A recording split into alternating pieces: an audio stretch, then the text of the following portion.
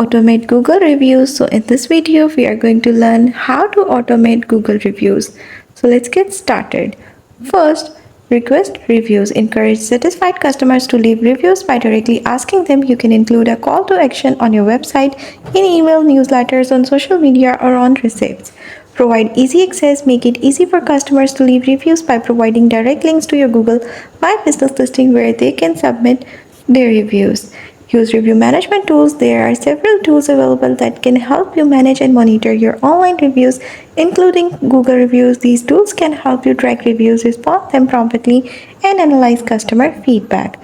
You can also offer incentives within Google's guidelines. While Google prohibits offering incentives in exchange for reviews, you can still incentivize customers to leave reviews by offering discounts, free buys, or entry into a contest. Just ensure that the incentives are offered regardless of whether the review is positive or negative, and that you comply with all applicable laws and regulation. Provide excellent service. Ultimately, the best way to get positive review is to provide excellent products or services and exceptional customer experiences. Happy customers are more likely to leave positive reviews voluntarily.